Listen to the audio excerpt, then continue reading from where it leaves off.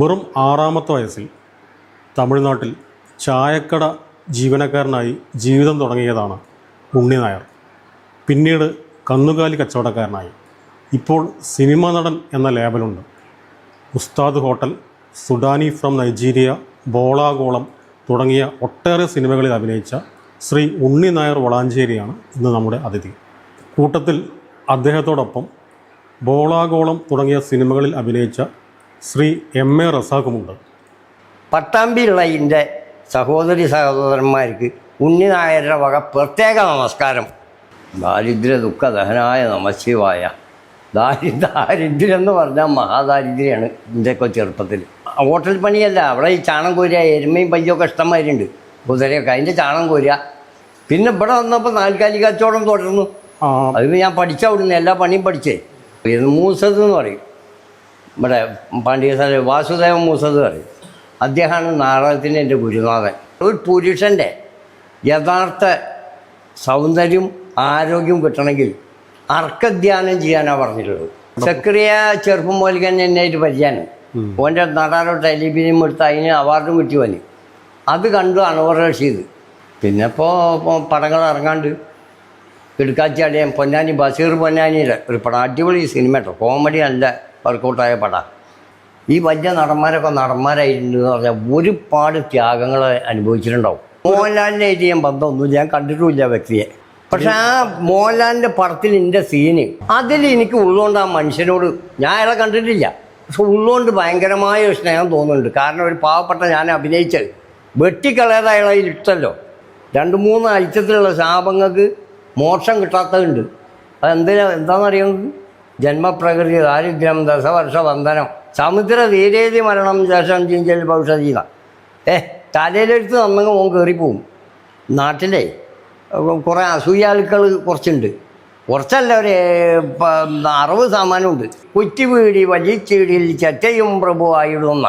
നമ്മളീ പാവപ്പെട്ട ഉണ്ണിയാരുടെ സിനിമ കാണുമ്പോൾ കേരളത്തിൽ ഒരുപാട് ജനങ്ങൾ നമുക്ക് ആരാധകരുണ്ട്. അവർ കണ്ട് വിജയിപ്പിച്ചത് മതി.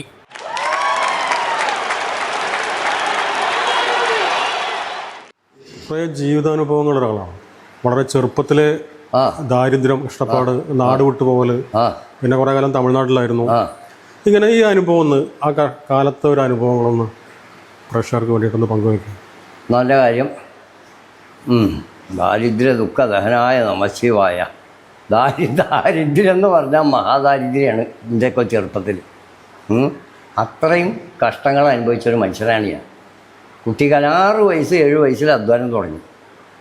6 വയസ്സ് 7 വയസ്സിലായിട്ടാണ് ഞാൻ പട്ടാമ്പിയാണ് ജനിച്ചത്, പെരുമുടിയൂർ. പിന്നെ അവിടുന്ന് കുറച്ചു കാലം പടം ഉണ്ടായിട്ടുണ്ട്. ഇങ്ങോട്ട് കൊണ്ടുവന്ന് ഞങ്ങളെ കുട്ടിക്കാലത്തെ ജനിച്ചത് അവിടെയാണെങ്കിലും കൊണ്ടുവന്ന് കേട്ടാ പുന്നശ്ശേരി എന്നൊക്കെ പറയും. പട്ടാമ്പി നീലകണ്ഠ ശർമ്മയുടെ ഒരു ഇതൊക്കെ ഉണ്ട്, ഇതൊക്കെ. അതിൻ്റെ നേരെ മുന്നിലാണ് നമ്മുടെ തറവാട്, മാത്താനിമ്പുറം. പഴയ നായർ കുടുംബത്തിനുള്ള തറവാടാണ്. അങ്ങനെ ആയിട്ട് അവിടെ ജനിച്ചു. ചുരുക്കം പറഞ്ഞാൽ ജനിച്ചിട്ട് പിന്നെ അച്ഛൻ്റെ വീട്ടിൽ ഇങ്ങോട്ട് കൊണ്ടുവരികയാണ്, പൈങ്കണ്ണൂർക്ക്, പാണ്ഡ്യശാല വളാഞ്ചേരി. അങ്ങനെ ഇവിടെ കൊണ്ടുവന്ന് കുറച്ചു കാലം ഇവിടെ കഴിഞ്ഞപ്പോൾ അച്ഛന് ഇവിടെ നല്ല മുതലുണ്ടായിരുന്നു. അതൊക്കെ എങ്ങനെ മൂപ്പര് ദൂർത്തടിച്ച് അതൊക്കെ കൂടി ആശവിശയായി ഒക്കെ പോയി. തിരിച്ച് പട്ടാമ്പിക്കന്നെ പോയി. കുറച്ചു കാലം പിന്നെ അവിടെ കിടന്നിട്ടൊന്ന് കുട്ടികളുടെ ഇടയിലൊക്കെ കളിച്ച് വളർന്നുമ്പോൾ പട്ടിണിയാണ് അന്നത്തെ കാലം, ദാരിദ്ര്യമാണ്. സ്കൂളൊന്നും പോയിട്ടില്ലല്ലോ അല്ലേ? ഇല്ല, ദാരിദ്ര്യം കാരണം. അപ്പോൾ അമ്മാവൻ അവിടെ വന്ന് വീട്ടിലേ തറവാട്ടിൽ. അപ്പം അപ്പം ഇങ്ങനെ തെണ്ടി നടക്കേണ്ട അപ്പനെ കൊണ്ടുപോകുക അറിഞ്ഞിട്ട് അങ്ങോട്ട് കൊണ്ടുപോയി തമിഴ്നാട്. എൻ്റെ 7-ാം വയസ്സിലാണ് കൊണ്ടുപോകുന്നത്. പിന്നെ അവിടെയാണ് ജീവിതം. തിരുവാളൂർ എന്ന് പറഞ്ഞ സ്ഥലം. ഹൈന്ദവ ആചാരപ്രകാരം പറഞ്ഞാൽ തിരുവാളൂർ ജനിക്കണം, തിരുവണ്ണാമല മരിക്കണം മോക്ഷത്തിന്. എന്താ എല്ലാവരും ഇതിലൊന്നും ഇല്ല. ഞങ്ങളൊരു വിഭാഗത്തിൻ്റെ കാര്യം പറയാനേ, ഹൈന്ദവൻ്റെ വിഭാഗം. അതാണ് അതിൻ്റെ. അവിടെ കൊണ്ടുപോയി ത്യാഗരാജസ്വാമിയുടെ അമ്പലമൊക്കെ ഉണ്ട് അവിടെ. അവിടെയാണ് ഞാൻ വളരുന്നത്. പിന്നെ അവിടുന്ന് അങ്ങോട്ട് ഒരു 16 വയസ്സ് വരെ അവിടെ തന്നെ. അത് കഴിഞ്ഞിട്ടാണ് പിന്നെ നാട്ടിൽ വരുന്നത്. അവിടെ കട ഉണ്ടായിരുന്നു, ഹോട്ടലുണ്ട്. ഹോട്ടൽ പണിക്കാരനായിട്ടാണ് തുടങ്ങുന്നത്. ഹോട്ടൽ പണിയല്ല, അവിടെ ഈ ചാണം കോരുക, എരുമയും പയ്യൊക്കെ ഇഷ്ടംമാരുണ്ട്, കുതിരയൊക്കെ, അതിൻ്റെ ചാണം കോരുക. അപ്പോൾ എനിക്കതിനോട് വലിയ താല്പര്യമാണ്. ചായ കച്ചവടത്തിനോട് എനിക്ക് അന്നും താല്പര്യമില്ല. ഈ എരുമയും പയ്യനോടും വലിയ താല്പര്യമാണ്. അപ്പോൾ ഇടയ്ക്ക് ആരും കാണാതെ അതിൻ്റെ മുലയൊക്കെ ഒന്ന് പിടിച്ച് പോകും. അല്ല നേരിട്ട് കണ്ടാൽ അവർ തച്ചുമല്ലോ. കാരണം ഇതങ്ങനെയാണ്, ഈ പരിചയമില്ലാത്തവരെ ഇതിൻ്റെ ഔട്ടിലും മുലയിലും തൊടാനായിക്കില്ല. അത് കുറേ കാലത്തെ പരിശീലനം കഴിഞ്ഞതിൻ്റെ ശേഷമേ അതിൻ്റെ ഔട്ടിലേക്ക് ഇരിക്കാൻ പാടുള്ളൂ. അത് എത്രാമത്തെ വയസ്സിലാണ് അവിടെ? എത്രാമത്തെ വയസ്സിലാണത്? അതിൻ്റെ ഇവിടുന്ന് ഒരു 7 വയസ്സിലൊക്കെ ഞാൻ നാടുവിട്ട് പോയതാണെന്ന് എൻ്റെ ഓർമ്മ. 7 വയസ്സിൽ. പിന്നെ അവിടെയാണ് വലുതാവുന്നത്. ആ പരിസരവും അമ്പല പരിസരവും ഇതൊക്കെ കൂടിയായിട്ട്. പിന്നെ തിരിച്ച് വളാഞ്ചേരിക്ക് വരുന്നത് ഒരു 16 വയസ്സ് കഴിഞ്ഞിട്ടായിരിക്കും വളാഞ്ചേരിക്ക് വരുന്നത്. 16 വയസ്സ് കഴിഞ്ഞിട്ടുണ്ടാവും ഞാൻ വരുമ്പോൾ. പിന്നെ വളാഞ്ചേരി തന്നെയായിരുന്നു? പിന്നെ വളാഞ്ചേരി തന്നെ, വേറെ എവിടേക്കും പോയിട്ടില്ല? ഇല്ല. പിന്നെ ഇപ്പോൾ ചെയ്ത ജോലി എന്താ? പിന്നെ ഇവിടെ വന്നപ്പോൾ നാൽക്കാലി കച്ചവടം തുടർന്നു. അത് ഞാൻ പഠിച്ച അവിടുന്ന് എല്ലാ പണിയും പഠിച്ചേ. അപ്പോൾ ഇവിടെ വന്നിട്ട് പിന്നെ അതങ്ങനെ ചെറുതായിട്ട് ആദ്യം ഇവിടെ കൂലിപ്പണിക്കാണ് പോയത് ഇവിടെ വന്നപ്പോൾ. അല്ല ആദ്യം നമുക്ക് വരെയൊന്നും പരിചയമില്ലല്ലോ. ഏറ്റാൻ, തേങ്ങ അയച്ച, ചാക്ക അയച്ച, ഇതിനൊക്കെയാണ് ആദ്യം പോയത്. പിന്നെ കൈക്കോട്ടുകളാണ്, അത് കൃഷിപ്പണി, അത് എല്ലാതും. അന്ന് ഈ നാടകത്തിൽ അഭിനയിക്കാൻ ഉണ്ടായിരുന്നു ചെറുപ്പത്തിൽ? അത് ചെറിയ ആഗ്രഹം ഉണ്ടായിരുന്നു. അന്നും പോകും ഞാൻ. ഈ അമച്ചർ നാടകങ്ങൾ, അമ്പലത്തിലൊക്കെ നാടകം ഉണ്ടാകുമ്പോൾ അങ്ങനെ പോയിരുന്നു. മൂസത് എന്ന് പറയും, ഇവിടെ പാണ്ഡ്യസാല വാസുദേവൻ മൂസത് പറയും. അദ്ദേഹമാണ് നാടകത്തിന് എൻ്റെ ഗുരുനാഥൻ. അതായത് നാടകത്തിന് ഇന്നത്തെ മാതിരിയല്ല, ശരിക്കും യോഗ മറ്റുള്ളതൊക്കെ ചെയ്യണം. അയാൾ കഥകളിയുടെ ഒരാളും കൂടിയാണ് മൂസതേ. അപ്പോൾ ഈ നവരസങ്ങളും മറ്റുള്ളതും അതൊക്കെ അദ്ദേഹമാണ് എന്നെ പഠിപ്പിക്കുന്നത്. പിന്നെ നാടക കളരി തന്നെ ഉണ്ടായിരുന്നു, പഠിച്ചു വന്നു നാടകം. പിന്നെ ഈ ക്ഷേത്ര ഉത്സവങ്ങൾക്കൊക്കെ നാടകം കളിക്കും, അതിൽ വേഷം ചെയ്യും. പിന്നെ അമച്ചർ നാടകങ്ങൾ ഞാനും എൻ്റെ ജോലിക്കാരൊക്കെ കൂടി തട്ടിക്കൂട്ടി 2-3 മണിക്കൂറൊക്കെ ഉള്ള നാടകങ്ങൾ ഞങ്ങൾ ഉണ്ടാക്കും. എന്നിട്ടും ചെയ്തിട്ടുണ്ട്. ആരാ നാടകം എഴുതാറ്? അത് നമ്മുടെ ജോലിക്കാരുണ്ട് അദ്ദു. പക്ഷേ എഴുതാൻ ഓനെ അറിയില്ല, എഴുതാൻ പറയാളാ.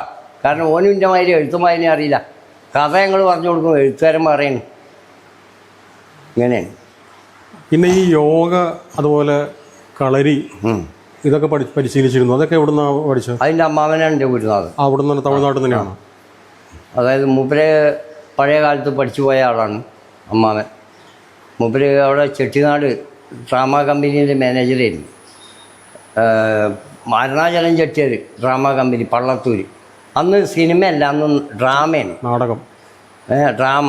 അതിൽ നിന്ന് പഠിച്ചു വന്നതാണ് മൂപ്പര്. അതിൻ്റെ മാനേജ്മെൻറ്റ് അവിടെ കൂടിയതാണ്. പിന്നെ അവിടുന്ന് പിരിഞ്ഞു വന്നിട്ട് അവിടെ തഞ്ചാവൂർ പീടിയൊക്കെ തുടങ്ങിയത് മൂപ്പര്. ഹോട്ടലൊക്കെ തുടങ്ങിയത് അതുവരെ അവിടെ തന്നെ ചെട്ടിനാട് പള്ളത്തൂർ. അതിൽ അഭിനയിച്ചിരുന്ന മനോരമ, അങ്ങനത്തെ ആൾക്കാരൊക്കെ, മുത്തുരാമൻ, മനോരമ, അതൊക്കെ മൂപ്പര് പറഞ്ഞ അറിവാൻ എനിക്കുള്ളൂ കേട്ടോ. പിന്നെ മനോരമയുടെ അമ്മാവനാണ് എൻ്റെ ഒരു ഗുരുനാഥൻ. ഈ വടിയുടെ മറ്റുള്ള അഭ്യാസങ്ങൾക്കൊക്കെ അയാളാണ്. തമിഴ്നാട്ടിൽ ചില അഭ്യാസങ്ങളുണ്ട്, ഈ വടിയിലെ കുറവഞ്ചി, പട്ടാണി, പോത്ത് എന്നൊക്കെ പറഞ്ഞ പല ഐറ്റ ഇതുണ്ട്. അതൊക്കെ പഠിപ്പിച്ചു തന്നത് മൂപ്പരാണ്. കാളിമുത്ത് എന്ന മൂപ്പരെ പേര്. മനോരമയ്ക്ക് ഒരു അമ്മാമനേ ഉള്ളൂ. മനോരമ നടി മനോരമ. മൂപ്പത്തിയാർക്ക് ഒരു അമ്മാമനാണ്, അയാളാണ് നമ്മുടെ ഗുരുനാഥൻ. നിങ്ങൾ ഈ കന്നച്ചോടെ ഈ വളാഞ്ചേരി മാത്രമേ പുറത്തൊക്കെ എല്ലാം ഞാൻ പോകാത്ത സ്ഥലങ്ങളില്ല. തമിഴ്നാടും എല്ലാ സ്ഥലങ്ങളിലും കച്ചവടം ചെയ്തിട്ടുണ്ട്. തമിഴ്നാട്ടിൽ നിന്നൊക്കെ കന്ന് കൊടുത്തിട്ടുണ്ട്. കോയമ്പത്തൂർ, തിരുപ്പൂർ, വെള്ളാനപ്പട്ടി, കാളപ്പട്ടി, അവിടെ നിന്നൊക്കെ പൈകളയും കൊടുക്കുന്നുണ്ട്. നമുക്കും അങ്ങനെയൊക്കെ ഉണ്ടായിട്ടുണ്ട് ഒരു കാലത്ത്. പൊള്ളാച്ചി. ഇപ്പം ഒന്നും വയ്യ, ഇപ്പം ഒന്നും പോക്കില്ല, പ്രായമായില്ലേ. ഇപ്പം ഒന്നും ഒഴിഞ്ഞു മാറില്ല. ആരെങ്കിലും വിളിച്ചാൽ നാട്ടിലുള്ള കച്ചവടം ഇപ്പോൾ അതേ ചെയ്യലുള്ളൂ. ഒരു കാലത്ത് ഏറ്റവും കൂടുതൽ നടന്നിരുന്നത് കാലി കച്ചവടമാണല്ലോ. എങ്ങനെ? സ്ഥലക്കച്ചവടത്തെക്കാളും നടന്നിരുന്നത് നാൽക്കാലി കച്ചവടം. കാരണം അന്ന് ജനങ്ങൾക്ക് ഇത് പാല് വിറ്റിട്ട് 10 ഉറുപ്പ്യ കിട്ടണം. ഇന്നിപ്പോൾ അതിൻ്റെ ആവശ്യങ്ങളില്ല. ഇഷ്ടമായി ജനങ്ങൾക്ക് അത്യാവശ്യം പണമൊക്കെ ആയല്ലോ. അപ്പം നാൽക്കാലിയൊക്കെ ഒന്ന് വെറുത്തിട്ട് ആൾക്കാർ കാലികളെ വളർത്തുന്നത് കുറഞ്ഞു. വീടുകളിൽ വളർത്തുന്നത് കുറഞ്ഞു. മറ്റേത് ഈ പാല് വിറ്റിട്ട് ചെലവ് കഴിയണം. ഇപ്പം അത് വേണ്ട. അത്യാവശ്യം ജനങ്ങൾക്ക് വരുമാനമായപ്പോൾ ചാണകമാണല്ലോ, കൊതുവിൻ്റെ കടി ഇതൊക്കെയാണ്, പെറുക്ക കടിക്കും. അപ്പോൾ വേണ്ട എന്നൊരഭിപ്രായം. യോഗ, കളരി ഇതെല്ലാം പഠിച്ചത് വേറെ രീതിയിലും ഉപയോഗിക്കാൻ കഴിഞ്ഞിട്ടുണ്ടോ? പിന്നെ ഞാനിപ്പോൾ ഒന്ന് സുഖമായിട്ട് നടക്കണത് തന്നെ അതുകൊണ്ടായിരിക്കും ചിലപ്പോൾ. അല്ലെങ്കിൽ അവിടെ കുഴഞ്ഞിട്ടും ഇവിടെ കുഴഞ്ഞിട്ടും ഭാഗം പിടിച്ചിട്ടും ഇതൊക്കെയാണല്ലോ. എത്ര വയസ്സായി? വയസ്സ് എനിക്ക് തന്നെ അറിയില്ല എത്രയായിരുന്നു. ഞാനിപ്പോഴും ഓടുന്നുണ്ട്, എല്ലാ ഇതും ചെയ്യുന്നുണ്ട്, വലിയ കുഴപ്പമൊന്നുമില്ല. ഇങ്ങനെയൊക്കെ പോണത് അതുകൊണ്ടായിരിക്കും. കളരി കണ്ടിട്ട് അല്ലെങ്കിൽ ആകെ ചിലപ്പോൾ ചുരുണ്ട് പണിക്ക് ഒരു ഭാഗത്തായിട്ടുണ്ടാവും. അഭ്യാസങ്ങൾ ചോദിച്ചല്ലോ. അഭ്യാസം ശരീരത്തിന് ഉള്ളിലേക്ക് വളരെ നല്ലതാണ്. മരുന്ന് കുടിക്കുന്നതിനേക്കാളപ്പുറം ഒരു പുരുഷൻ്റെ യഥാർത്ഥ സൗന്ദര്യം ആരോഗ്യം കിട്ടണമെങ്കിൽ അർക്കധ്യാനം ചെയ്യാനാണ് പറഞ്ഞിട്ടുള്ളത്. സൂര്യനെ ധ്യാനം ചെയ്യണം. അത് എല്ലാവർക്കും അത് പറഞ്ഞാൽ മനസ്സിലാവില്ല. വല്ല തമ്പുരാന്മാരൊക്കെ ചെയ്യുന്നുണ്ടെങ്കിലേ ഉള്ളൂ. ഒരു സാധാരണക്കാരൻ ഗ്രഹിക്കണ കാര്യങ്ങളല്ല അത്. എപ്പോഴും നമുക്ക് ഊർജം കിട്ടും, ആരോഗ്യം കിട്ടും, ഒക്കെ കിട്ടും. അർക്കധ്യാനം. അർക്കം എന്ന് പറഞ്ഞാൽ സൂര്യൻ ധ്യാനം ചെയ്യണം. സൂര്യ നമസ്കാരം അല്ലേ? നല്ലതാണ്. സൂര്യൻ ഉദിച്ചു വരുന്ന സമയത്ത് ചെയ്യേണ്ട ചില കാര്യങ്ങളുണ്ട്, അതൊക്കെ ചെയ്യണം. അപ്പോൾ ഈ സൂര്യൻ നിന്ന് നമുക്ക് പല കനറ്റും വലിക്കാൻ കഴിവുണ്ട്. അത് ഇവൻ്റെ ശരീരത്തിനും വയ്ക്കണം, ഇവനത് പഠിച്ചിരിക്കണം. അങ്ങനത്തെ തന്നെ സാധിക്കും കേട്ടോ. അല്ലാത്തവനും ഇപ്പം അത് പറഞ്ഞാൽ ചിലപ്പോൾ കണ്ണൊക്കെ നശിച്ചു പോകും. മറ്റേ കുറേ കാലം അങ്ങനെ ജീവിതാനുഭവങ്ങൾ, കഷ്ടപ്പാട്, അത് കഴിഞ്ഞ് നാട്ടിൽ വന്ന് കന്നുകാലി കച്ചവടം, ഇതിനിടയിലാണ് ഈ സിനിമയിലേക്കുള്ള വരുന്നത്. സുഡാനി ഫ്രം 2018 തോന്നുന്നത്. അത് എങ്ങനെയാണ് സംവിധായകൻ സക്രിയ അങ്ങനെ കണ്ടത്? സക്രിയ ചെറുപ്പം പോലെ തന്നെ എന്നായിട്ട് പരിചയമാണ്. ഓൻ്റെ നാടാറോ ടെലിഫിലിം എടുത്ത് അതിന് അവാർഡും കിട്ടി വന്നു. അത് കണ്ടു അൻവർ റഷീദ് ഇവിടെ തിരുവനന്തപുരത്ത് ഈ പടം ടെലിഫിലിം. അപ്പോൾ ഇയാളെ എനിക്കൊന്ന് കിട്ടണമെന്ന് പറഞ്ഞിട്ട് ഓനാണ് എന്നെ അൻവർ റഷീദിൻ്റെ അടുത്ത് കൊണ്ടുപോകണം. ആദ്യത്തെ സിനിമ സുഡാനി ഫ്രം നൈജീരിയ. അത് എവിടെ വെച്ചിട്ടായിരുന്നു വർക്കൊക്കെ? അത് കോഴിക്കോട് ഒരു എന്തോ ഒരു സ്ഥലമുണ്ട്, അവിടെയാണ്. ചേളാരിന്നുള്ളിൽ അല്ല ഉള്ളിലേക്ക് പോയിട്ട് വാഴക്കാട്. മലപ്പുറം ജില്ലയിൽ തന്നെയാണ്? ആ, മലപ്പുറം ജില്ലയിൽ തന്നെ. കോഴിക്കോട് ബോർഡറാണ്. കോഴിക്കോടപ്പുറം കോഴിക്കോട് അവിടെ വെച്ചിട്ടാണ്. എത്ര ദിവസത്തെ വർക്കായിരുന്നു? അതൊരു 5-6 ദിവസം ഉണ്ടായിരുന്നു. 2 സീനിലൊക്കെയാണ് അതിലുള്ളത്. അത് സുഡാൻ പയ്യനായിട്ട് വരുന്ന സീനും പിന്നെ അയാളായിട്ട് ഇതിൻ്റെ ഉള്ളിലുള്ള ഒരു സീൻ. 3 സീനുണ്ട്. 3 സീനുണ്ട്. അതിന് ശേഷമാണ് പിന്നെ മറ്റുള്ള സിനിമകളിലേക്ക്. അത് കണ്ട് ജനങ്ങൾക്ക് ഇഷ്ടപ്പെട്ട്. പിന്നെ അങ്ങനെയാണല്ലോ, ജനങ്ങൾക്ക് ഇഷ്ടപ്പെടണമല്ലോ ഒരു നടൻ. എന്നെങ്കിലേ പിടിച്ചു പറ്റാൻ പറ്റൂ. ജനങ്ങൾ വെറുത്ത് കഴിഞ്ഞാൽ എന്ത് നടനാ? ജനങ്ങൾ നമ്മളിലുള്ള കാലം വരെയാണ് നമ്മൾ നടൻ. ഉസ്താദ് ഹോട്ടലില് നിങ്ങള് പണ്ടാരി ആയിട്ടുണ്ടെങ്കിൽ പണ്ടാരി തിലകൻ്റെ പഴയ പണ്ടാരി ആയിട്ട്. ഓനെ അടുക്കള കയറ്റാറായിട്ടില്ല. ആവുമ്പോൾ നമുക്ക് കയറ്റാറില്ല തിലകൻ. മൂപ്പരാണ് നമ്മൾ പറഞ്ഞു തരുന്നത് ഇന്നാണ് അഭിനയം. ഗുരുസ്ഥാനം തന്നെ മൂപ്പരെ ഞാൻ കാണുന്നു. തിലകേട്ടൻ ഇതുമാതിരി മുരളി മേനോൻ എറണാകുളം. മൂപ്പര് അഭിനയ ക്ലാസ്സിൻ്റെ ഒക്കെ മെയിൻ ആളാണ്. ഇന്നും മൂപ്പര് ശിഷ്യന്മാരൊക്കെ എടുക്കണത്. ഞങ്ങൾക്കൊക്കെ അടുത്തത് മൂപ്പര് നേരിട്ടിട്ടാണ്.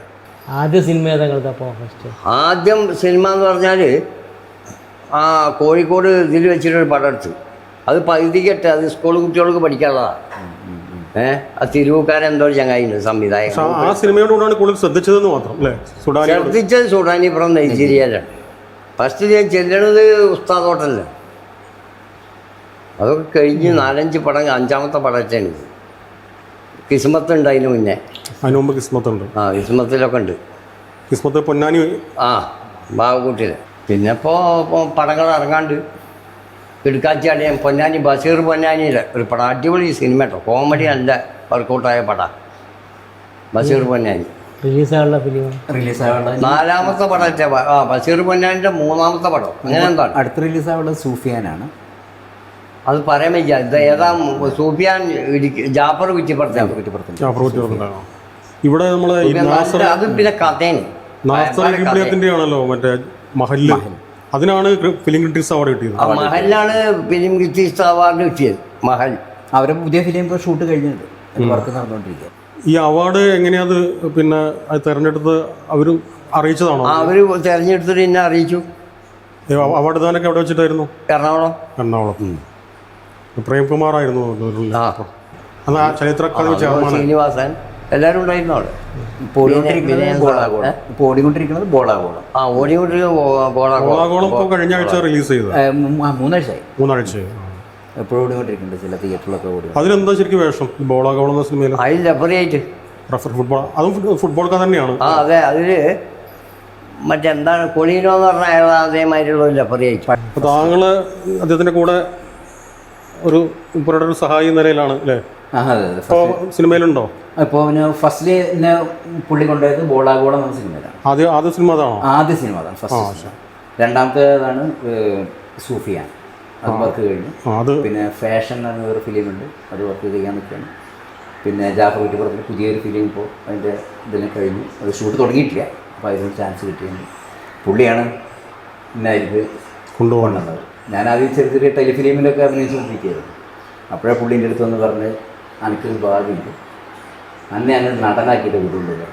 ആ വാക്ക് അതിൻ്റെ അവിടെ നിന്ന് പിന്നെ ഒരാളെ നമുക്ക് ആർക്കും നടനാക്കാൻ സാധ്യമല്ല. സ്വന്തം സ്വയം ഓരായിട്ട് മനസ്സ് വേണം, അഭിനയിക്കണം, കിട്ടുന്ന കഥാപാത്രമൊക്കെ കഴിവ് വേണം. കിട്ടുന്ന കഴിവ് വേണം. കഥാപാത്രം പിന്നെ ഇനിയും പറഞ്ഞുതരാം, ഈ വലിയ നടന്മാരൊക്കെ നടന്മാരായിട്ടുണ്ട് എന്ന് പറഞ്ഞാൽ ഒരുപാട് ത്യാഗങ്ങൾ അനുഭവിച്ചിട്ടുണ്ടാവും. അവർ നമ്മളെ അവരോട് ചോദിക്കുന്നില്ല കാര്യങ്ങളൊന്നും. അത്രയ്ക്ക് ത്യാഗങ്ങൾ അനുഭവിച്ചിട്ടുണ്ടാവും. കാരണം വേറൊരു വഴിയില്ല. സിനിമയിൽ എനിക്ക് 10 ഉറുപ്പ്യ കിട്ടണം, ഉണ്ടാക്കണം, എങ്ങനെങ്കിലും ത്യാഗം സഹിച്ച് ഉണ്ടാക്കണം, വേറെ എനിക്ക് വഴിയില്ല. അങ്ങനെ കുടുങ്ങുമ്പോൾ ഓട്ടോമാറ്റിക്കായിട്ട് ചെയ്യും. ഭക്ഷണത്തിന് ഏതാണോ വലിയ രുചി? എന്താ അറിയോ? വിശപ്പാണ് ഏറ്റവും വലിയ. ശരിയാണ്. അതേമാതിരി നമുക്ക് കഷ്ടപ്പാടുള്ളവന് ഓട്ടോമാറ്റിക്കായിട്ട് അഭിനയം വരും. നമ്മൾ എനിക്ക് ജീവിക്കണോ തമ്പുരാനെ, വേറെ വഴി അങ്ങനത്തെ അഭിനയിക്കും. അവിടെ വെച്ച് പേടിച്ചു ഓടൂല. അങ്ങനെ വലിയ നടന്മാരായത് അവരൊക്കെ പട്ടാസിലൊക്കെ എത്ര കഷ്ടപ്പാട് സഹിച്ചിട്ടുണ്ടോ. എന്നാലും നിങ്ങളൊരു വാക്ക് പറഞ്ഞത് കറക്റ്റായി. നടനാക്കുമെന്ന് പറഞ്ഞു. അത് ഒന്നില് അഭിനയിക്കാൻ പോയി, ബോളാകുളത്തിൽ അഭിനയിക്കാൻ പോയി. അതിന്റെ പിറ്റത്തെ മാസം തന്നെ സൂഫിയാൻ കിട്ടും, അതിന് ഫാഷനിൽ കിട്ടി. അങ്ങനെ വഴിക്കുവഴി വന്നുകൊണ്ടേയിരിക്കും. റസാഖ് വേറെന്താ ജോലി? ഞാനിവിടെ വളാഞ്ചേരി അംബിക ഹോട്ടലുണ്ട്, ടൂറിസവും ഹോട്ടലും, അതിന്റെ മാനേജറായി ജോലി ചെയ്യായിരുന്നു. അവിടെ നിന്നാണ് ടെലിഫിലിമിലേക്ക് വേറെ ആളെ ക്ഷണിച്ചു. അംബിക ഹോട്ടല് ഉണ്ണിയാട്ടിന്റെ ഒരു കേന്ദ്രം കൂടിയാണ്. വർഷങ്ങളായിട്ട് കഷ്ടപ്പാട് ഒരുപാട് സഹിക്കണം. ഒരു നടനാവണമെങ്കിൽ ചെറിയ കഷ്ടം പോരാ. ഒരു പടത്തിനൊക്കെ പോയിട്ട് ഫസ്റ്റിൽ ഞാൻ പെട്ട പാടുങ്ങൾക്ക് കേൾക്കണം. ഒരു ദ്വീപിൻ്റെ നടുക്കിലാണ്, ലൈറ്റോ വെളിച്ചോ അവിടെ ഇല്ല. 1 മാസം വരെ അതിൻ്റെ പിന്നാലെ നടന്ന് പുറമൊക്കെ മുറിയുകയുള്ളൂ. എന്നിട്ട് അതിന് കിട്ടിയ വേഷം നല്ല വേഷം. പടം വന്ന് നോക്കുമ്പോൾ എൻ്റെ ഭാര്യ പോലും എന്നെ തിരിച്ചറിയില്ല. വേദന യാത്ര സഹിച്ചിട്ടുണ്ടാവും. രാത്രി ഷൂട്ടിങ് കഴിഞ്ഞപ്പോൾ അയാൾ പറഞ്ഞ് പൊയ്ക്കോളി, എല്ലാവരും പൊയ്ക്കോളി എന്ന് പറഞ്ഞു. ഇക്കരക്ക് കടന്നു കിട്ടണ്ടേ. അങ്ങനെ പാലക്കാടുള്ള ഒരു കാക്കണ്ട്, ഈ മറ്റേത് മുട്ടുംപടി, അയാളെ കാക്ക വീണ് ഞാൻ ഇന്നെ എങ്ങനെയെങ്കിലും ഒന്ന് കഴിച്ചിലാക്കി തരും. അങ്ങനെയൊക്കെ പോന്നു. മഴയെ വിരൽ വെച്ചാൽ മുറി. ആലുവ വരെ ഞങ്ങൾ ഉണ്ടാക്കി തരാം, അവിടുന്ന് അവിടെ പറ്റില്ലട്ടോ പറഞ്ഞായിരുന്നു, അവിടെ ഇറക്കി തരാം. ആ മഴ കൊണ്ട് ഞാൻ റെയിൽവേ സ്റ്റേഷനിലെത്തുന്ന നടക്കുവാനാ, വെള്ളം ഞാൻ ആകെ വലിച്ചിട്ട്. ഇന്നും ഞാനത് ആലോചിച്ചാൽ ഭയങ്കര കഷ്ടമാണ്. പടത്തിൽ പേര് ഞാൻ പറയില്ല. പക്ഷെ ആ ഗതികേട് എനിക്ക് ബബ്ബേലുണ്ടായിട്ടില്ല കേട്ടോ. ബബ്ബേൽ ഞാൻ ചെയ്ത സീന് തൊട്ടിട്ടില്ല, ക്ലിയറായിട്ട് വിട്ടവർ ഫുള്ളുണ്ടായി. ഇപ്പൊ ഈ മമ്മൂട്ടി മോഹൻലാൽ തുടങ്ങിയ മോഹൻലാലിനായിട്ട് ഞാൻ ബന്ധമൊന്നും ഞാൻ കണ്ടിട്ടുമില്ല വ്യക്തിയെ. ദിലീപിന് ഇങ്ങനെ ഒരു നോട്ടം കണ്ടിട്ടുണ്ട്. പക്ഷെ ആ മോഹൻലാലിന്റെ പടത്തിൽ എൻ്റെ സീന് കൈ വെക്കാതെ ക്ലിയറായിട്ട് വിട്ടു. ഫുള്ളുണ്ടായി. അതിൽ എനിക്ക് ഉള്ളതുകൊണ്ട് ആ മനുഷ്യനോട് ഞാൻ അയാളെ കണ്ടിട്ടില്ല, പക്ഷെ ഉള്ളതുകൊണ്ട് ഭയങ്കരമായ ഒരു സ്നേഹം തോന്നുന്നുണ്ട്. കാരണം ഒരു പാവപ്പെട്ട ഞാൻ അഭിനയിച്ചത് വെട്ടിക്കളയാതെ അയാളെ ഇഷ്ടമല്ലോ. വലിയ നടന്മാരാണെങ്കിൽ വെട്ടിക്കളയാൻ പറയും. സെറ്റാണ്ടാക്കിയുള്ളൂ മൂപ്പരാറ്റ സീനിന് വേണ്ടി മാത്രം ഒറ്റ സെറ്റ്. കോയമ്പത്തൂര് എല്ലാവരും ഡയലോഗ് ഉണ്ടല്ലോ. അതിന് ആ മനുഷ്യനോട് എനിക്ക് വലിയ മൂപ്പര് വിചാരിച്ച വെട്ടിക്കളയാൻ പറ്റില്ല, അതാണ് ചെയ്തിട്ടില്ല. മറ്റേ ഏതോ ഇവിടെ കണ്ണൂരെ ഭാഷയുള്ള എൻ്റെ സീന് കളഞ്ഞില്ലായിരുന്നു, ക്ലിയറായിട്ട് അതിലിട്ടിട്ടുണ്ട്. അങ്ങനത്തെ സീനാണ്. ഞാൻ തന്നെ ഡബ് ചെയ്തു. ചില പടം അങ്ങനെയാണ്, നമുക്ക് വിധിയില്ലായിരിക്കും. അതാണ് അതിനൊരാളെ കുറ്റം പറഞ്ഞൊരു ബോളാകുളത്തിലൊക്കെ നന്നായിട്ട് ചെയ്തിട്ടുണ്ട്. ബോളാകുളത്തിലൊക്കെ എന്താ പുള്ളിയുടെ അഭിനയം വരാൻ ലാസ്റ്റ് സീനുണ്ട്. സീൻ ശരിക്കും ഈ മഹലും നല്ല മഹലിലും എല്ലാ പടങ്ങളിലും നല്ല വേഷം. മറ്റേ സിദ്ദീഖിന്റെ മകനായിട്ടുള്ള കോമ്പിനേഷൻ സീനൊക്കെ നല്ല സീനുകളാണ്. പുള്ളിക്ക് അവാർഡ്. അപ്പോൾ ആസിഫിൻ്റെ ഒപ്പം ഞാൻ അഭിനയിച്ചിട്ടുണ്ട് ഇന്നലെ വരെ. എൻ്റെ സീൻ ഒറ്റൊന്നും വെട്ടിക്കളഞ്ഞില്ലേ. സിനിമ പ്രതിഫലമൊക്കെ കൃത്യമായിട്ട് കിട്ടാറുണ്ടോ? എനിക്കൊരു ഉറപ്പിട്ടല്ല, കിട്ടാതെ ഇരുന്നിട്ടില്ല. ഞാൻ പണിയെടുക്കുവോ അതിൻ്റെ പൈസ അത് കറക്റ്റ് ഞാൻ വാങ്ങും. സാധാരണ അത് ഞാൻ ഇത്ര അടക്കം കിട്ടാത്ത ഈ പിന്നെ മറ്റേ നമ്മൾ ചെക്കൊക്കെ വണ്ടി ചെക്ക് എന്നൊക്കെ പറഞ്ഞു അങ്ങനെയൊന്നുമില്ല. പുള്ളിയുടെ കൂടെ ഞാൻ ഒരു വിധമുള്ള ഫിലിമിലെല്ലാം പോകാറുണ്ട്. അപ്പോൾ ആ ഷൂട്ട് കഴിഞ്ഞ് ആ സെറ്റിൽ നിന്ന് തന്നെ ക്യാഷ് കൊടുക്കണം. അങ്ങനെ ഒരു ആരും ഇന്നേവരെ നാളെ നമ്മളെ കഷ്ടപ്പെടുത്തിയാലേ സിദ്ധശാപം കാലു പിടിച്ചാൽ പോവില്ല.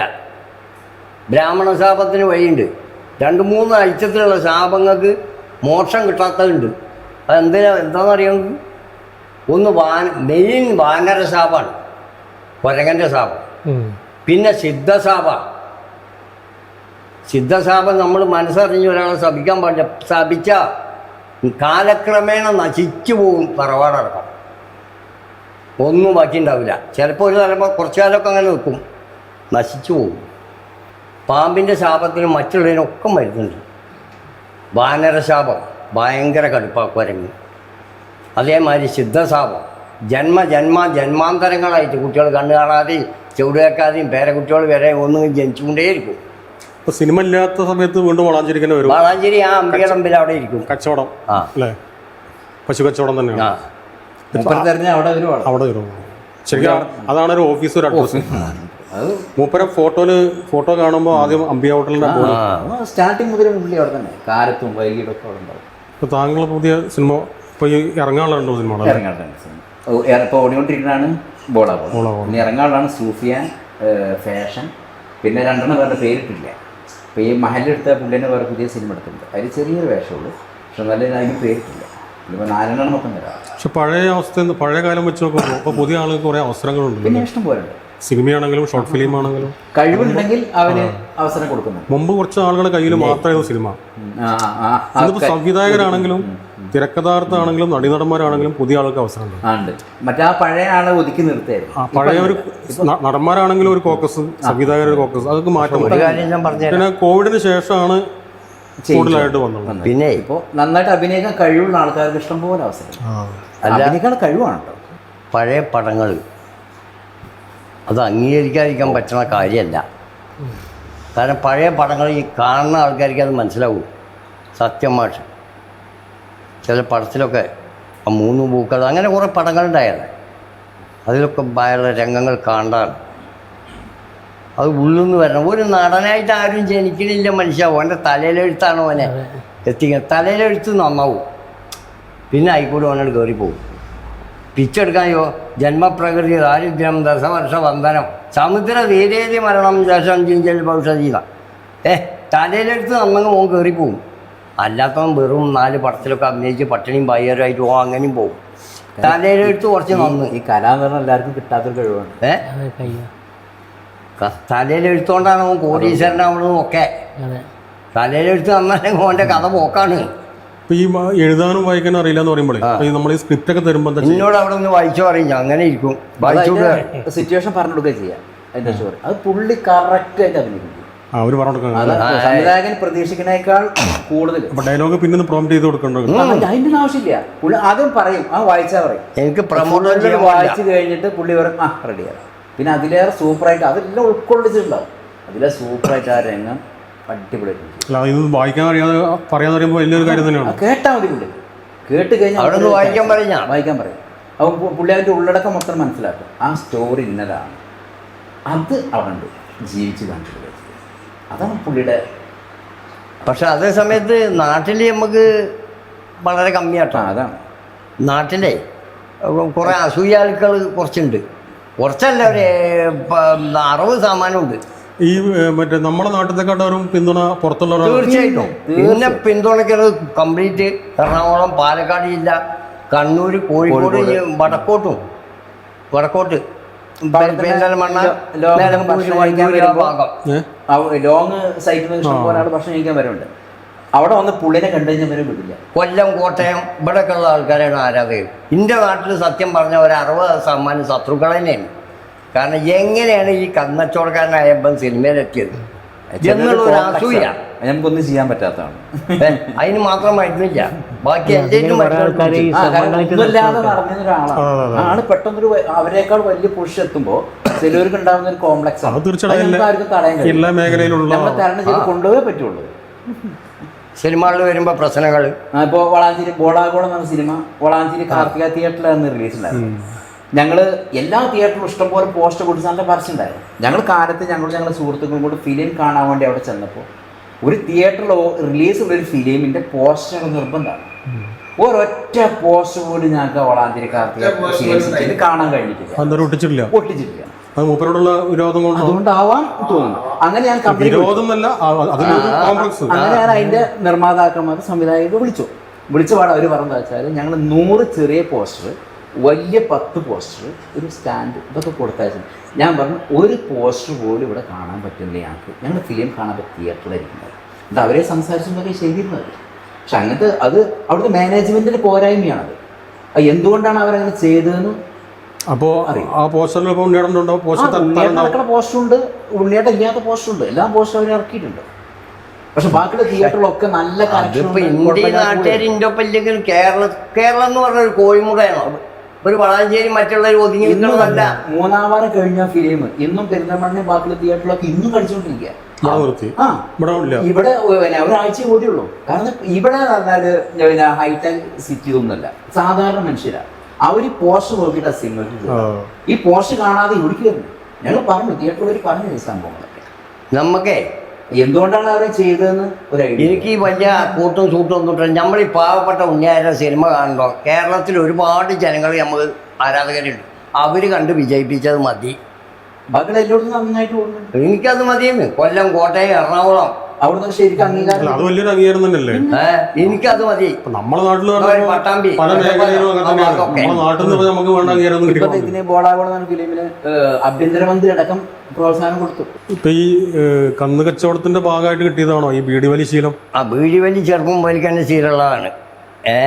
ഈ ബീഡി വലി പറഞ്ഞാൽ കുറ്റിബീഡി വലിച്ചീടിയിൽ ചറ്റയും പ്രഭു ആയിടുന്ന കുറ്റിബീഡിക്ക് ഒരു കുഴപ്പമില്ല, അതങ്ങനെ നടന്നു പോയിക്കോളും.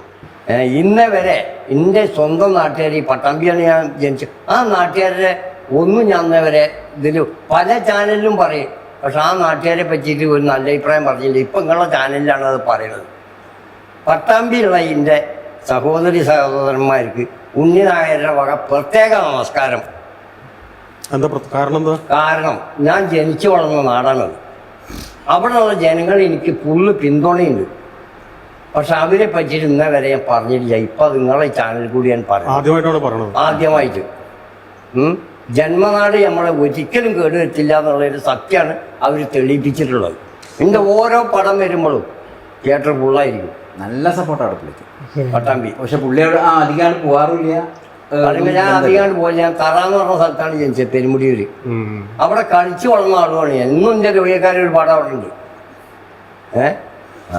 പക്ഷെ ഇപ്പോഴാണ് ഈ ചാനലിലാണ് ഞാനത് പറയുന്നത്. ഇവിടെ വളാഞ്ചേരിയിലുള്ള കുറെ സംഘടനകളുണ്ടല്ലോ, ഈ സാംസ്കാരിക സംഘടനകൾ, അവരുടെ ഭാഗത്തൊക്കെ പിന്തുണ ഉണ്ടാവാറുണ്ടോ? അതിനുണ്ട് സംഘടന. സരിയുടെ ഇതുണ്ടായിരുന്നു, അതുണ്ടാവും. അവർ വിളിക്കും, മെമ്മിൻ്റെ കൊടുക്കാറുണ്ട്, അവർ വിളിക്കും, അതിന് ചെയ്തു. അതിനൊന്നും കുഴപ്പമില്ല. ഈ മറ്റേ ആരാധകർ എന്ന് പറയും, കാണികളുടെ ഭാഗത്തുനിന്ന് പ്രേക്ഷകരുടെ അതാണ് അസൂയാണെന്ന്. അതിന് മരുന്നില്ലാന്ന്. അല്ല, അതിപ്പോ ഒരു സിനിമയുടെ വിജയം എന്ന് പറഞ്ഞാൽ ഒരു തിയേറ്ററോ ഒരു സ്ഥലമല്ലല്ലോ. എല്ലാ തിയേറ്ററിലും ഇപ്പൊ എല്ലാ എ ക്ലാസ് തിയേറ്ററിലും. കാരണം ഇവിടുന്ന് കുറെ ആളുകൾ ഇപ്പൊ ഇവിടെ കളിക്കണ ചോദിച്ചിട്ട് എന്റെ അടുത്തും ചോദിക്കും. ഞങ്ങളുടെ പെരുന്തൽമണ്ണ അത് മുമ്പായിരുന്ന പ്രശ്നമാണ്. ബി ക്ലാസ് സി ക്ലാസ് ഒക്കെ വരുമ്പോൾ എല്ലാ എ ക്ലാസ് വളാഞ്ചേരിയില്ലാണ്ട് വേറെ പോയി പെരുന്തൽമണ്ണ ഉണ്ട്. നിങ്ങൾക്കൊരു കഥ കേൾക്കണം. എൻ്റെ ഒരു പടം റിലീസാകുമ്പോൾ എന്നോട് വിളിച്ച് ഫോണിൽ കൂടി ചോദിക്കണം എത്ര ആൾക്കാർ. അപ്പോൾ ശത്രുവാണെന്ന് എനിക്ക് അപ്പം തന്നെ മനസ്സിലാവും. അല്ല ഉണ്ണിയേട്ടാ, നിങ്ങളെ പടം റിലീസ് ഇല്ലല്ലോ. അപ്പോൾ എനിക്ക് ഭാര്യ വെക്കണ ആളാണെന്നുള്ളത് എനിക്ക് അപ്പം തന്നെ മനസ്സിലാവും. ആയിക്കോട്ടെ, റിലീസ് വേണ്ട. ഇത്രക്ക് വൃത്തിയിട്ട മതി വേഷം തന്നു കൊല്ലാനടക്കം ഒരു വേറോ. ഞാൻ നേരത്തെ പറഞ്ഞില്ല, ഒന്നുമല്ലാതെ ഇരുന്ന ഒരാള് പെട്ടെന്ന് ഒരു പൊഷ്, അവരെക്കാൾ വലിയ പൊഷ് എത്തുമ്പോൾ ചെറിയൊരു കോംപ്ലക്സ് കയറില്ല. അതിനൊന്നും ചെയ്യാൻ വയ്യേ. അതിന് തരണം ചെയ്ത് മുന്നോട്ട് കൊണ്ടുപോകും. അതേ എപ്പോഴും എന്നോട് പറയുന്നത്. അല്ല, ഒന്നാമത് ഈ ഒത്തിരി പ്രായം ചെറുപ്പത്തിൽ നിന്ന് വന്ന ഒരാളല്ലല്ലോ രംഗത്തേക്ക് വന്നല്ലോ. മനുഷ്യ സൂര്യനെ കറുപ്പ് തുണി കൊണ്ട് മറച്ചാൽ അത് മറക്കാൻ പറ്റുമോ? വെളിച്ചം അല്ല, നിങ്ങൾ അതിന്റെ മുമ്പിൽ ഒരു മെഴുത്തിരി കത്തിച്ച് വെച്ചാൽ അതിന്റെ പവർ കിട്ടുവോ? സൂര്യന്റെ പവർ കിട്ടുവോ? പിന്നെ ഈ കറുപ്പ് തുണി കൊണ്ട് അതിനെ മറച്ചിട്ട് യാതൊരു കാര്യമില്ല. നടക്കേണ്ടതൊക്കെ സംഭവിക്കും. ഞാനൊക്കെ അറിയാതൊക്കെ. ഇപ്പൊ കുറെ ന്യൂ ജനറേഷൻ അല്ലെ, പുതിയ പയ്യന്മാരുടെ കൂടെയൊക്കെയുള്ള കൂടുതൽ അഭിനയിച്ചുള്ളത്. അവരൊക്കെ പ്രോത്സാഹനം എങ്ങനെയാ ഈ കൂടെ അഭിനയിക്കുന്ന കുട്ടികളെ സൂപ്പറായിട്ട് അഭിനയിക്കുമല്ലോ. സെറ്റിൽ വെച്ച് കാണാം. നല്ല പ്രശ്നം കൊടുക്കുന്നത് കുട്ടികളൊക്കെ എന്നായിട്ട് പറ്റിയ കമ്പനി. കാരണം പുള്ളി സെറ്റ് ചെന്ന് കഴിഞ്ഞാൽ കോമഡി കൊണ്ടാണ്. ഞാനിപ്പോ ഈ ആ ലാലാമലപ്പുറത്ത് ഒരു പരിപാടി കണ്ടു. കുട്ടികളും മറ്റുള്ള ഒപ്പമുള്ളവരൊക്കെ അഭിനയിക്കും. പിന്നെ നമ്മളൊന്നാണ്ട് ഇട്ട് കൊടുത്താൽ ഈ ഒപ്പം നിൽക്കുന്ന ആൾ ശരിക്കും അഭിനയിക്കാൻ പറ്റുന്ന ആളാവണം. ഇതാണ് ഇതിലൊരു മെയിൻ വിഷയം. നമ്മൾ ഇടുമ്പോഴേക്ക് ഓനത് അതിലിങ്ങോട്ട് തരാൻ പറ്റുന്ന ആളാവണം. അല്ലാത്തവനാണെങ്കിൽ മലങ്ങി പോവും. ഞാൻ ആട്ടുമൊക്കെ ചെയ്യും ചിലപ്പോൾ.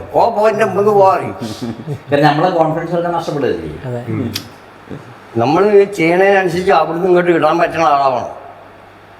അതൊരു മുഖ്യ വിഷയമാണ് സിനിമയിൽ. ചിലപ്പോൾ ഒന്നിനും നിശ്ചയമില്ലാത്ത ഒരുത്തനായിരിക്കും മുമ്പ് കൊടുന്നില്ല, മലങ്ങി പോവും.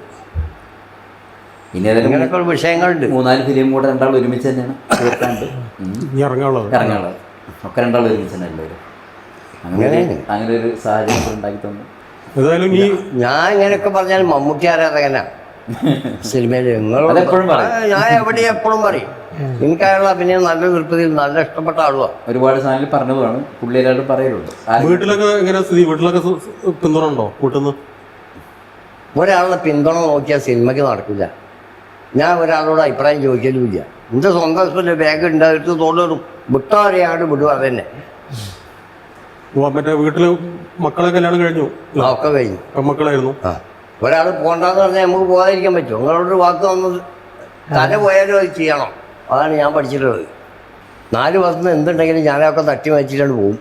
ഈ വെറുതെ തെണ്ടി നടക്കണവനെ എന്തെങ്കിലും ഒരു പണിയായി കിട്ടുമ്പോഴാണ് ശത്രുക്കൾ കൂടുക. അതുവരെ ഓന് ഒരു മെനി ഉണ്ടാവില്ല. തെണ്ടി നടക്കണവന് ഒരാളുടെ സ്വന്തം ഉണ്ടാവില്ല. ഓൻ എന്തെങ്കിലും ഒരു ഏരിയമ്പ് കിട്ടുമ്പോൾ അതിനനുസരിച്ച് ശത്രുക്കളും ഓനിൽ വന്ന് കൂടും. പല കോലത്തിൽ. ഒരു കോലത്തിലെന്നല്ല, മാട്ട്, മാരണം, ഷെഹർ, ഈ ബ്ലാക്ക് മാജിക് ഇല്ലേ, അങ്ങനെ കുറേ ഐറ്റങ്ങൾ. ഇതൊക്കെ ഞാൻ കണ്ടത്. എൻ്റെ മുമ്പിൽ അതൊന്നും വിലപ്പോവില്ല. കാരണം അതിനൊക്കെ മറുമരുന്ന് ഉണ്ണിയായിരിക്കും അറിയാം. പിന്നെ ഇപ്പം എന്തിനാണ്? അതുകൊണ്ട് മലഞ്ഞിട്ടാണ്. അല്ലെങ്കിൽ ഇന്നൊക്കെ എന്നോ മുക്കൂടി അടിച്ച് വിടും കുട്ടിയെ പോണ പാട്ടുപോട്ടൊക്കെ.